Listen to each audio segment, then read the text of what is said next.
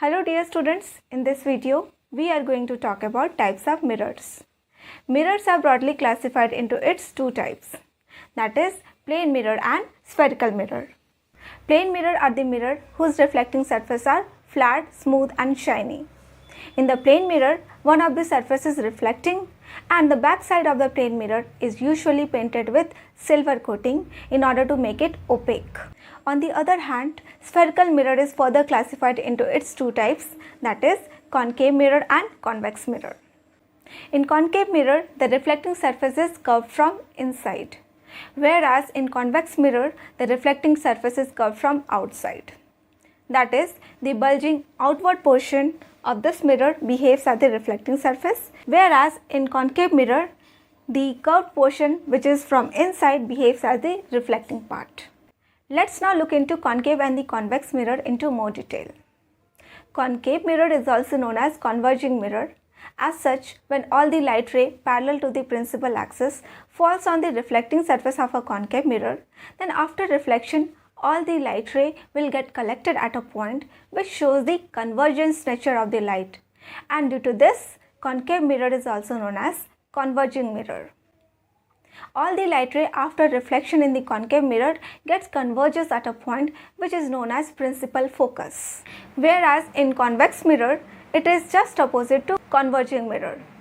As such, all the light ray in the convex mirror parallel to the principal axis diverges away from the principal focus, and that shows the diverging nature of the light, and due to this, convex mirror is also known as diverging mirror. So that's about the convergence and the divergence nature of spherical mirror. Concave and the convex mirror are together known as spherical mirror. But do you know why we call it as spherical mirror? Let's understand this with the help of this example. I have this metallic ball which is the shape of a sphere. So let's imagine that this is a spherical mirror, and when I dissect this spherical mirror into two equal halves, it will behave as a concave and the convex mirror. So after dissection, I have this shape. So this is nearly like a spherical mirror, So in spherical mirror, as we discussed before, the bulging outward portion which is shiny and curved, this is a convex shape. So this will behave as a convex mirror. Whereas this portion which is curved from inside, as such you are entering into a cave, this will behave as a concave mirror. So in a concave mirror, we have the reflecting surface curved inside, and in convex mirror, the reflecting surface is curved from outside. That is, the bulging portion, a bulging outward portion is the convex mirror, which is a part of a sphere. That is why it is known as the spherical mirror. So this is the shape that we discussed. Let's now discuss about the nature of the image formed in a concave and the convex mirror. The best way to understand the nature of the image through a spherical mirror is the example of the spoon, in which the spoon is having the two reflecting surfaces. One is the concave surface and one is convex. The curved portion which is inward is the concave, will behave as a concave mirror, whereas the curved portion which is from outside, bulging outward portion, will be the convex mirror. When we place an object in front of a concave mirror, as such this is a concave mirror which is curved from inside, then the nature of the image formed will be inverted. If the object is placed like this, then the image will be formed as such it is inverted. So the nature of the image formed in the concave mirror is real and inverted.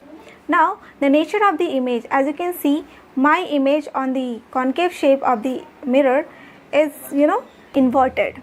We saw that in concave mirror, the nature of the image formed is always real and inverted. So in concave mirror,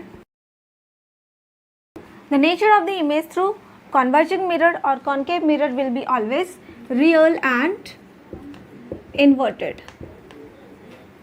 Real as in the image which can be obtained on the screen, which can be projected in the screen, and real image is always formed when there is actual intersection of the light.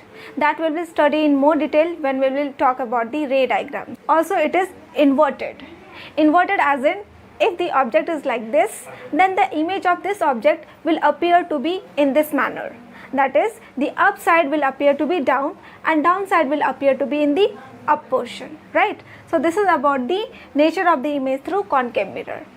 Just opposite to this, in convex mirror or diverging mirror, the nature of the image is virtual. Virtual as in the image cannot be projected on the screen. It cannot be obtained on the screen. And also we have discussed the image formation always takes place when there is actual intersection of light.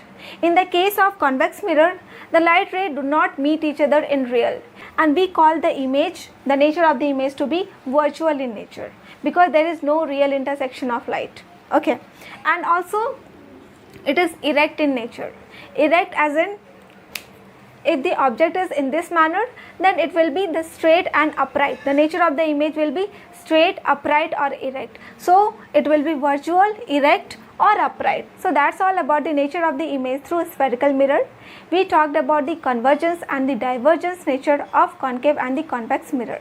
We also talked about the real and the virtual image formation. In more detail, we will discuss about the location of the image when the object is placed at different point in front of a spherical mirror. So we will meet again in my next video with the ray diagram formation through a spherical mirror. Thank you.